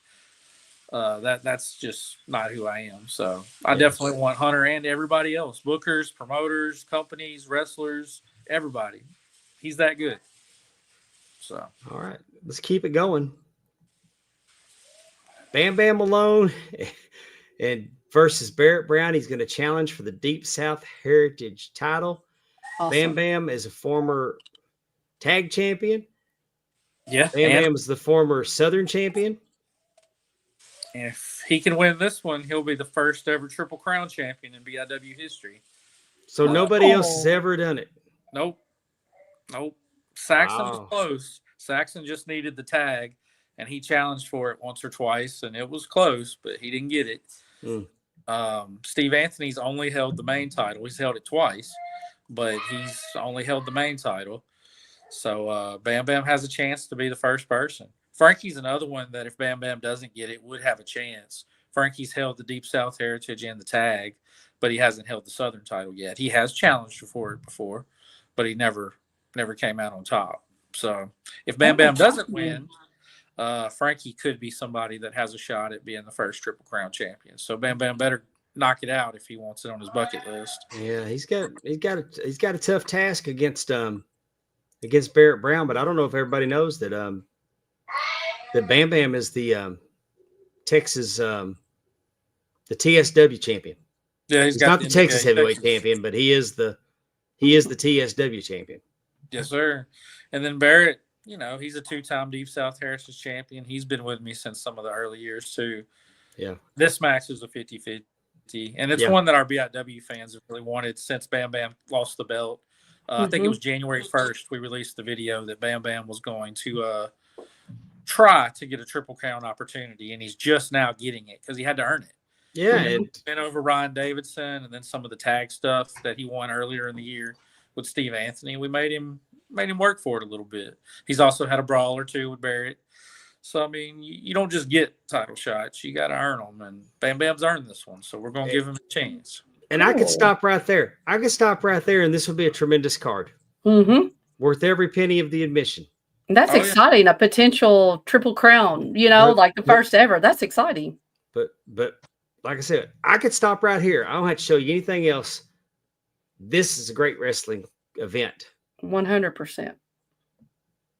But I'm going to show you because the BIW Southern Heavyweight Champion Caleb Conley is coming to town to defend his title against Steve Anthony, who I will say is probably one of the best wrestlers outside of Louisiana, just as well as he is inside Louisiana. I've been calling Steve Anthony the best in the South since 2007, and we're in 2025, and I'm still saying Steve Anthony is the best in the South. Yeah, he's incredible. Caleb Conley's incredible. These two guys, I get a little bit nervous when I referee for Steve Anthony because I don't want to screw up. And I get a little I get that same nervousness because it's their intensity. They're both very intense. And man, it kills me that I can't be the man in the ring with them, but I am going to get to watch it. So this is going to be one hell of a match. And last one was. Yeah, the one last year was match of the year for us. It was the match of 2024, and it's definitely in my top 10 of BIW all time. And we have 18 years of doing shows. So, I mean, that's a lot of matches. And honestly, right now I have it ranked like second, but I could be biased because it happened now. And some of the matches I'm comparing it to happened in like 2009, 10, 11. so I could be a little biased, but it's definitely for sure, absolutely in my top 10 and probably in my top 5. It's definitely in my top 10 of matches I've refereed, and him and Anthony Green are in there as well. Anthony's, the only 2-time Southern champion ever. He just came off the big win, putting Southern Royalty out of business in the dog collar match. He's had a heck of a 2025 so far. So we thought he would be a contender, plus their match last year being so good. And then Caleb, he's only defended the belt once so far. That was back in February against Danny Chance. And, that was another match that their first time they wrestled was one of the best matches I'd seen. Caleb has that it factor, that intensity, that there's so much alike, actually. They look at wrestling a lot alike. Their athletic ability and build similar. They both come from that old school approach. They've both been kind of underrated by the big national scene, but in their scene, like it's somebody that everybody from Louisiana, Mississippi, Arkansas knows how good Steve Anthony is, even if nationally there's some people that didn't. Caleb Conley's the same way with the Carolinas. anytime you went to the Carolinas, you saw Caleb Conley pop up as a WWE extra or doing Evolve or doing Dragon Gate USA or doing whatever, because they knew how good Caleb Conley was. And TNA, Caleb with a K, yeah. Impact. Yeah, I mean, he's been NWA before as well. You know, he's traveled to Japan. He ran, of course, George South's wrestling school. Steve Anthony ran Harley Race's wrestling school. Yes. So they both have that going for them. And to run people like that school, I don't think people realize how technically sound you have to be. They wouldn't 100%. trust anybody to run their schools with their names attached that didn't have wrestling down to it. And both these guys do. Yeah. Can I, Josh, can I just ask you, I mean, look at my co-host. He has a neck brace. Can you like, listen, I can't be there, but like, can we bubble wrap him? Can you do something to help this? Because I can't afford for him to take. Well, we're not letting him ref. Okay, well, good. Well, we're not letting him ref in July, so can we put more rings? Off. I don't know. We're just gonna have to look at that in August or September. Like, we're gonna have to bubble wrap them, or maybe a bungee cord so he can't go flying out. I don't know. We'll look into it, but like I said, there won't be any more dog collar matches anytime soon, so that might help a little bit. Okay. You know, that's it wasn't the chain though. BIW history. So now, if they wouldn't have had chains around their neck, I wouldn't have been standing as close to them as I was. I was being very, very conscientious about where the chain was, what they were doing. That the chain, I wanted to make sure that their airflow was not cut off by the chain. So it was your fault, right? What happened to the graphic? I don't know. I didn't. There it is. Oh, tips here. Oh, this is the important. This is one of the most important parts of the night. After we get through in West Monroe, we head over to El Paso, and we have really good Mexican food. And sounds good. And if you're inclined to have an adult beverage, they have one for you. And their margaritas are double throwdown kick ass. Yes, absolutely. I don't really suggest that anybody get that great big one that looks like a swimming pool. Because it's hard to finish it because of the brain freeze. Oh, okay. It's somewhere between $20, $25, but like, you don't drink more than one. No. Like, I've never seen anyone drink more than one. Now, Chase Stevens has never ordered it. He gets something else every time he goes. Chase Stevens probably could drink more than one, but that's the only person I got that I've seen that could drink more than one. So join us in West Monroe. Yes. And then join us for the after party at El Paso. We appreciate all that El Paso does for us in West Monroe. And we like going over there and supporting them by eating up all their food. Heck absolutely. Yeah. They stay open late for us, so we got to make it worth their time. Some ravishing, wrestler and wrestler promoter and refs coming in. I bet y'all do eat them out of house and home. I bet they do like it when y'all show up. Oh, yeah. Well, a lot of times, once you count the fans, the wrestlers, the staff, everybody, we might have 75 people there eating. Oh, yeah. So, a lot of times it's only 50 or so, but there's been times where it's 75, 80 people. So, hey, that's awesome. So we definitely put them to work there at the very end of their shift, sadly. Yeah. But they know we're coming. But the service is excellent because they trying to get us in and out. Oh, yeah. So. Anyway, but if you can't join us in West Monroe, how many tickets are available, Josh? We have room for about 400 people, and we usually sell the 400. And but let's just say that you're in the Carolinas and you love Caleb Conley, and you can't make it to West Monroe, or let's say you're in Kentucky and you don't love me enough to drive down here to spend the weekend with me to go to the show in West Monroe. We got you covered. Because is this the first time this has ever happened, Josh? Yeah, we've discussed it. We've talked about it. We've did some things where it went up shortly after the show on YouTube. With Rutland, with his site and everything. And, we've done a few different things where commentary gets added in later, or we did live commentary and then we spliced the footage with the live commentary later. but this will be the first time that it's. Uh-oh. Whoops. Sorry, Josh. What'd you do? Well, I put this up and you weren't in that. They got this thing called scenes. I'm going to give y'all a little behind the. They got this thing called scenes where you can load your screens, but I didn't have you loaded into that screen because you weren't here at the before show. They gotta come up with a way for us to. They got to come up for a way with us to do that during the show.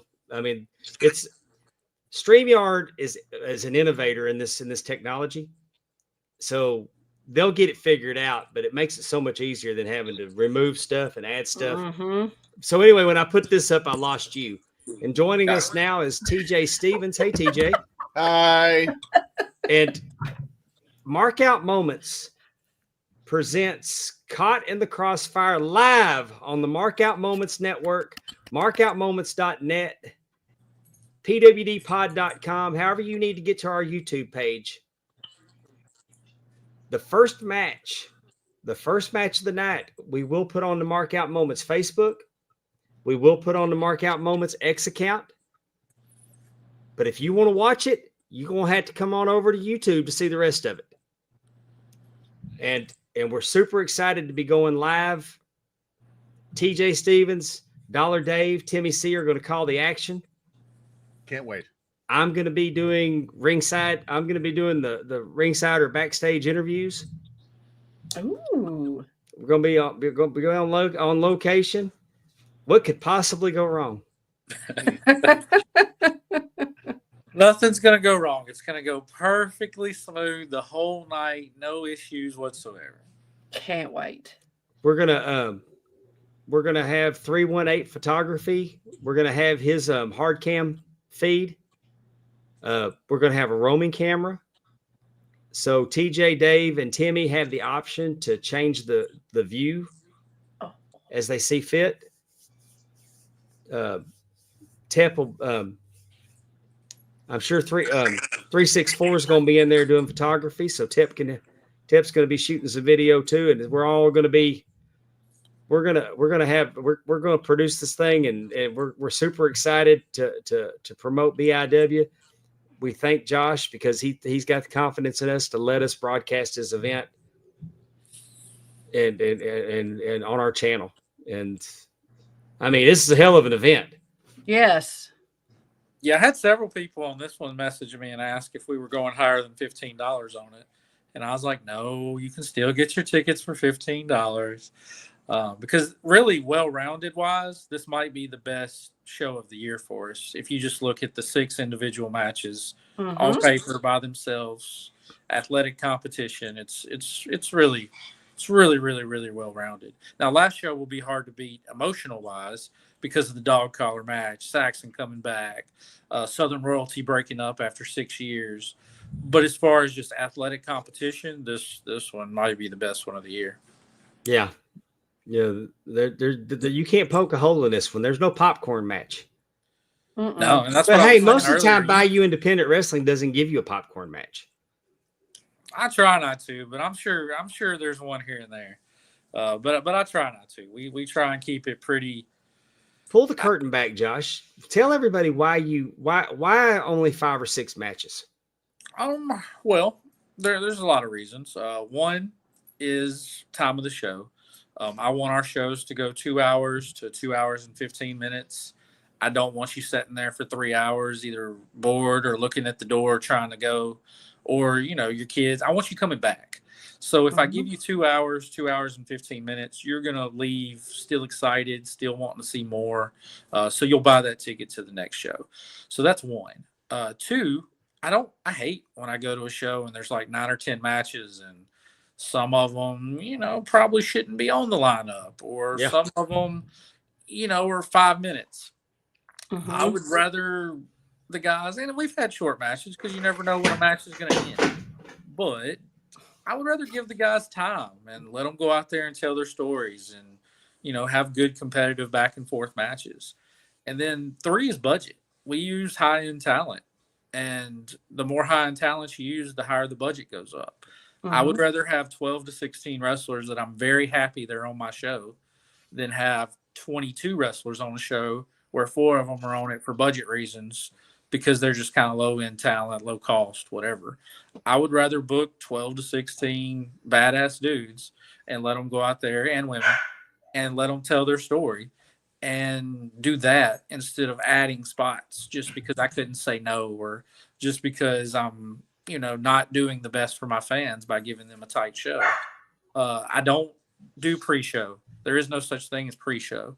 You're still, even if you're young and you're going out there and you tell me you work for free, you're still wrestling in front of my paid audience that came and bought a ticket, and you're still giving them an opinion of my product. So there is no such thing as pre-show. It's the show. So it doesn't, I don't let anybody wrestle for free or discounted or whatever. I don't agree to any of the, hey, just let us do something before the doors open. We'll appreciate it. I appreciate them reaching out. I appreciate them being on my radar and letting me know that they want to come, but I'm not giving you that match just to give you that match. It's something that once you do get it though, it can feel special to you because you worked for it. You created that buzz, or, you've got to where you were undeniable. And now I'm reaching out to you saying, look, it's time. We got to get you over here. And that has led to some people that don't like me over the years. But most of the time, people, once they finally debut, they're like, thank you. That meant a lot. BIW is not our final bucket list, but it was one of the earlier things that we wanted to accomplish on our bucket list of wrestling. So that's what we try and do. Muted himself. Yeah, you're muted, Dave. Sorry. What a guy. Sorry about that. It's very selective. A select group it's that the can next wrestle for race. BIW. Willie Buck has a question for you, Josh. Okay. Bring his question up there. Josh Newell, do you have any more Bayou Independent Wrestling t-shirts there? I have 2 left from the last show, a 3X and a 4X. And we did just place another order of 20 that should be in for the West Monroe show in July. So give me another week or 2. I'll have a few more sizes. Thank you, Willie Buck. And I want to thank everybody that's been in the chat tonight. We've been really busy, and I haven't had time to acknowledge you, and I apologize for that. Austin Kendrick, Miss Ginger. I've seen Coach Keith. I saw Terry Weaver. I saw Stormy Davis. TJ was out there, and I couldn't figure out why. Darren Staley. Darren Staley's always funny. Efren's giving me big time crap about this neck brace. He is, and he should. Yeah. And Ben Jones, and then Rage _quit from the bathroom. Yeah. Sam's here from the 318. Double drop kick. CMB knows. Man, it's a Ginger. who's who. Kevin Davenport. Mrs. Pondwater was in the chat. I seen that. Miss Ginger was on. I bet she was driving too. Oh. All right. Josh, I want to make you feel better about this whole thing. TJ is actually called sports play-by-play before. So I have, yes. So I need somebody to watch you. I need somebody to make sure you're on par here. He can keep those other 2 assholes in line. Yeah, I'm gonna be Gorilla, and they'll be my Larry Zbyszko and Bobby Heenan. That's high praise. I think you just shot real high on those 2. I don't know who else to pick. Well, I call Timmy Mongol 2000. We're watching World Class, and he looks like the Mongol. Walker Stewart from New Japan has done some of our shows, not live, but the footage edited and whatnot. So, and I used to give him little notes and things. So I'll do the same thing for you guys. I'll have some notes to help you through some of the backstories and different things. And we've got a list. We've had a production meeting already. Perfect. I love it. But we'll get all the technical stuff. It will be live 7 p.m. on July 19th. Yes, sir. Love it. It'll be the first time in BIW history. And I know, it's exciting. And it will, like I said, I'll be there catching, hopefully getting the raw emotion after the matches. Or I'm excited. I'm excited to get to do something, right? Because it's killing me. It's killing me. I can't be in the ring. but those steps. Literally, I was going to say, it literally almost killed you last week when you were in the ring. It was the steps. I mean, it was going to hurt because Steve Anthony, ground. Rob Love probably weighs legit 235 now. Yeah. And Steve Anthony is strong. I mean, the boy is strong. And when he spun him, I got all of that. And so it was going to hurt anyway with me heading towards the concrete. Yep. But when my legs hit those stairs, I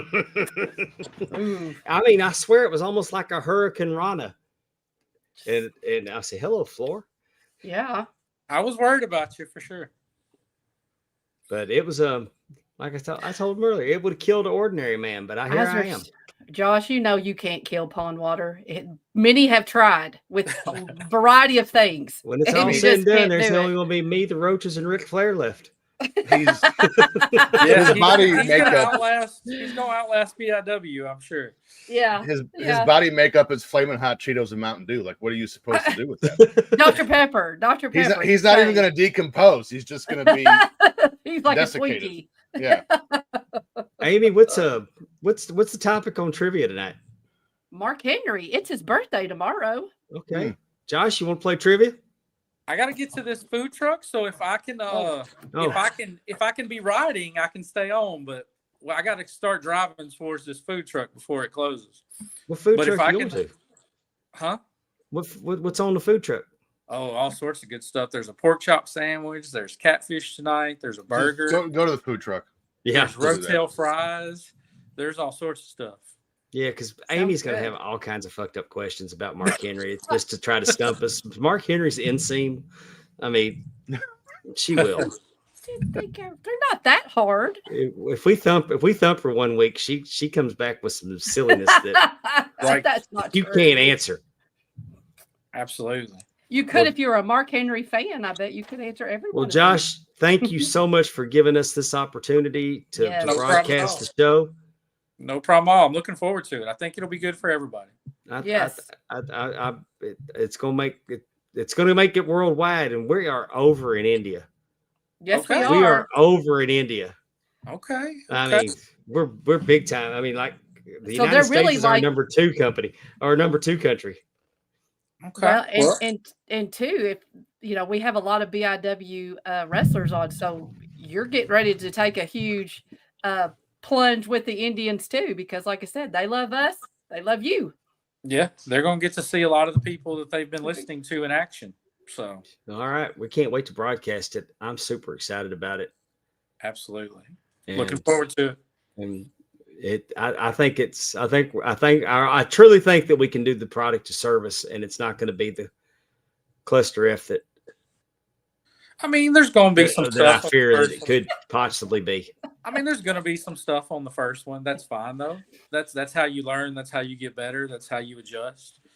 And I imagine after, I think y'all said that you might do most of the West Monroe shows since it has the good Wi-Fi and a good setup and everything. Yeah, if you can get us a password for the building, well, we're in business. Perfect. Now Fountain Hill doesn't have any internet whatsoever, so I mean you're out there. Yeah, that's not going to work. Spring Hill has a little bit, but it's kind of questionable. So we just do a lot of these small towns that it will be hard, but we do have some towns that it'll be a little easier. So, and West Monroe is one of those. Awesome. Well, hopefully we can do that in Raymond, Mississippi next year. Absolutely. Looking forward to that too. Yeah. All right, Josh. Thank you. I will see you on the 19th. Yes, sir. And we'll be in touch I hope before the neck then. gets to feeling better. Oh, I'll get there. Like I said, it's making me forget that my mouth hurts. Okay, see, that's a good thing. It works out. And it kind of got me I got this Joel Gertner vibe going on. Well. No, you look like Jim Cornette in 1993. Oh, I'll take that. That's better. Someone said Andy Kaufman. I can see it. He's not handsome enough to be Andy Kaufman.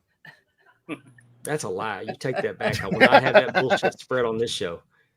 That's a lie. I'm a damn handsome man. My mama told me. Surprise, surprise, mama's wrong again. Oh goodness. Mama All right, Josh, Pondwater. go tear them up. I'm gonna try. All Y'all right. have a good one. Later. Thank you. Bye-bye. Thank you, Josh. Josh Newell, everybody. Can you guys help Awesome. me out with something? Sure. Sure. What does that say? Are you all I think we usually go live on Tuesday. I was out of town, Oh. so we're doing it tonight. So I think maybe he's asking if we're going to be live on Tuesday instead of Wednesday. You know, because like I said, this day being on Wednesday is unusual for us. I messed the schedule. We're going to up. go I back had to work. Tuesdays. We're going to go back to Tuesdays, except for when we get Suge White on the show. We're going to do a Thursday for him to accommodate his availability. Nice. But I do want to get Suge White on the show. Heck yeah. But we try it Tuesdays when we try to do this thing. Mm-hmm. I'm assuming that's what he's asking because yeah, that's what he was asking. Typically we are on Tuesdays. I'm sorry, that real job messed me up. I had to go out of town. All right. Well, you know what time it is.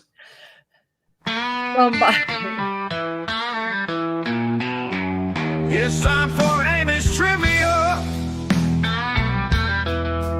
Can you hang? How big's your brain? It's time to play. All right, just like Mark Henry says, somebody go get their ass whooped, right? And that's what he says. That is what he says. Mark Henry was born June 12th of what year? Like I said, tomorrow is his birthday, and he's from Texas, which that's where Eddie was from. So I thought this was all right to do. Which town in Texas is he from? Silsby. There you go. Look at TJ with that. Look at the big brain on TJ. I told you. So was he born in 1970, 71, 72, or 73? See, he was signed in 95, and he did the Olympics the next year. He's 73 because I think he's a year older than my brother. I was also going to say 73. T-Weave says 72. Okay. Well, actually, you're all wrong. It was 71. So, yeah, he's a little bit older than you all. We didn't sound that one out, did we? I love when I talk for myself through an answer and it's wrong anyway. It's my favorite. Yeah, I was confident. He's a year older than my brother. Right. Well, are you sure that you know how old your brother is? Oh, that's fair. Yeah, I didn't want that little bastard when they brought him home. Oh. He was born 5 days before my birthday, so he came home on my birthday party. I was pissed. Oh, I could see that at 5 years old. I bet you were. I'm the youngest. I was 8. I'm 8 years older than my brother. I'm sorry. You said 5 days. 5 days. Yeah, okay. I'm sorry. Our birthdays are 5 days apart, and he came home on my birthday party. Oh my goodness! So everybody was paying attention to him instead of me. I remember it vividly. I laugh about it now. I bet I can definitely tell. That's some informed trauma right there. Yeah. Next question. Now, bastard. Yes, he did sign in 1995, but when he debuted in 1996, this one's easy. He feuded with whom? Jerry Lawler. Jerry Lawler, Goldust, Crush, or Triple H? I'm with TJ. I think it was Lawler. Also, it can't be B because Goldust only had one. Man, I feel like Goldust was the answer, but I do seem like Jerry Lawler. I remember. I think they put him in there with Lawler first, though. Because if Lawler can't make you look good, nobody can. Mm-hmm. Well, it is Jerry Lawler. Very good. And just as a little side note, I am actually going to watch Jerry Lawler tomorrow in my little town. They're bringing in the fair is here, and they're bringing in a promotion, and it's going to be Jerry Lawler and Tommy Rich and Doug Gilbert against 3 other people. So they're wrestling. Yes. Did somebody say something about getting blown up? I'll take some pictures. I will definitely make sure I take pictures. But yes, they are on the card. Now, for the record, I got to work with Tommy Rich last year, like in a merch table, and he's hilarious. He's a wonderful person, but I don't know if I want to see that. Oh yeah, Tommy Rich almost got us thrown out of a comedy club. I've heard that. Yes, I've heard that too. Well, hopefully he'll be on his best behavior. Maybe not. Maybe not afterwards, at least in the ring. I'm going with my nephews. I'm super excited. This is going to be fun. I'll never forget that. We're at a comedy club, and he goes, "Hey, Conrad, I thought you said this was going to be funny." Cassio works at comedy club. He's wanting to crawl under something. Oh my God. I bet. Oh God, it To was be a fly. hilarious. It was cringe, but it was funny. I bet. Oh my Lord, I bet so. Next question. Okay. Since 1995, Mark Henry has held the World Drug-Free Powerlifting Federation world record in the squat at what weight? This man squatted. Did he squat 953.5 pounds, 940.5 pounds, 935.5 pounds, or 963.5 pounds? He is the squat record holder, and he has held that record since 1995. God almighty. He is the amount of records. No wonder he can't walk anymore. The amount of records that he holds is stunning. Absolutely stunning. I'm going C, 935.5. T-Weave went 953. I'm going to go an even 940. That's where I'm going. I'm going 935. It was a 953.5 pounds. That is almost 1,000 pounds. Doing something that most people, when you work out, tell you don't do squats because the risk isn't worth the reward. Correct. 950. Also, T-Weave, you said he first feuded with Crush, so I go ahead and chill out because you got this one right. Yes. But Amy said in trivia, she's just mixing numbers up. This is it, and I'm going to mix the rest of these numbers up. Exactly. I got to make it believable. 75309 on there. Nice. I thought about it, but then only you and me probably would have got it, and so then that hurts my feelings. So then anyway, you don't think I get 8675309? I didn't know you were joining us. I'm just saying, if it was just usually it's just me and Pondwater, and it's like, okay, let's go ahead and show how old we are. So, yeah. What year did Mark Henry win the Arnold Strongman Classic competition? Sorry. 2000, 2001, 2002, or 2003?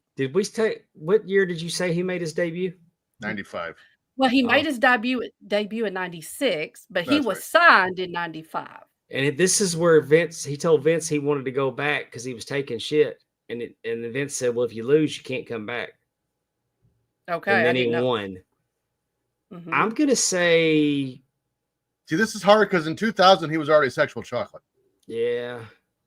So he's starting to get over. T-Weave says 2001. I'm going to say it's 2000. I think I'm going to say 2001 also. I feel like one of those years he was gone for a while. He won it in 2002. Wow. That was actually the first ever Arnold Strongman Classic, was in 2002. You could have asked that question and I would have got it wrong too. How about that Vince told him, if you go back and lose, you can't come back here. Well, I mean, And then Mark Henry just went ahead and showed him how big a boy he was. He definitely did some things. Yeah. His whole thing is World's Strongest Man. But this is like the one time I can remember Vince cared about kayfabe. Yeah. Yeah, really.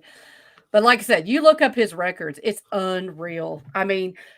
Texas, like junior heavy. He just, in school, he was just a phenomenal weightlifter. And there's difference between weightlifting and powerlifting. Right. And he has records in both. So, yeah. All right. Last question.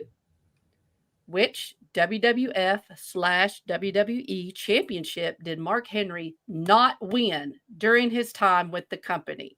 Was it the ECW championship, the European championship, the Intercontinental championship, or the World Heavyweight Championship? I know this one, so I'm not going to answer. I'm going to go to the chat and see. Oh, I know that. Yeah, I'm not going to answer it. It's the Intercontinental. I'm not a coward. I will answer the question. Well, I knew because I knew he won the other ones. You all are right. That is correct. He won. It was not he. The only one he did not win. was TJ said, Mr. "Fuck the chat. Continental. I'm answering it because Amy's humbled me tonight too, and I got to show Well, look- everybody." Look who's in the chat. We got Ref Adam. We got Yes. Willie Buck. We got the usual suspects. They're fine. They understand. That's right. They understand. But like I said, he is very impressive when you look at his records. But it is his There ain't birthday nothing about Mark tomorrow. Henry that's not impressive. My little That's brother correct. says. 100. My little brother says he is a great guy too, because my brother, when he was stretching people, he would stretch Mark Henry, and he said Mark Henry was in horrible condition from all the wear and tear. Oh, Oh, yeah. I bet. Could you imagine? Like like I said, the squat, he also has another record. I can't remember what it was, but and just saying that, it's like crazy. I think clean and jerk he's got. Yeah. There was like one, it's the federation, they have like 5, like squat, like you said, clean, whatever. Yeah. Timmy There's C several holds the that they record. could Timmy C holds the record for the jerk and clean. put. Nicely done. That was good. So when I went to that expo in Indianapolis last year, I escorted Matt Riddle and who was the other guy? Ultimate Dragon to their table. And Mark Henry just happened to walk through the hallway. Uh-huh. Yeah, he's a super sweet guy. Super nice guy. I want a hug from him so bad. That's all I want. I just want a big hug. I think I bet he gives a good hug. He seems like that type of guy. Yeah. Doesn't he? I know. Don't you think he would give a good hug? What size shirt do you think he wears? Hmm. What size T-shirt? I'm gonna go 6X. Oh. Well, he'd be shit out of luck over at jumpinthepond.com because I think 5X is the biggest one we got. That was excellent. But right now, you can go to jumpinthepond.com and get 15% off everything. Running it all through the month of June. You can get a shirt. This Mark Out Moment shirt comes in under $12. $11.59, I believe, is what it is right now. I don't believe that you can find a cheaper wrestling shirt than $11.59. The man that created this logo is the man that does the gear for Cody Rhodes' private party. Who else? LA Knight. He just did LA Knight. And he does he did mine and Amy's Talking Wrestling logo. Mm-hmm. Did the Drunken Pop logo. He's done the 2 shows, 1 cup logo, which was tremendous. He used to do our artwork when we did weekly artwork for FFP. But I mean, Yes. regular price on our T-shirts is $15.99. I mean, we're not trying to break the bank.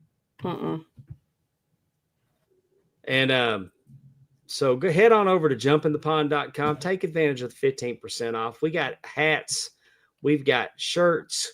We've got all kinds of stuff over there at jumpinthepond.com. You can get the Drunken Pop merch. You can get the Mark Out Moments. You can get the Talking Wrestling. You get on over there. They're great shirts. I'm wearing one, and it's a dry fit, and it's very comfortable. I don't think I'm allowed to call it dry fit. I think that's copyrighted, but it's the same shit. You can copyright that? Huh? Yeah, I think What dry happened? fit's an actual. I think Nike owns the term dry fit. Oh, okay. And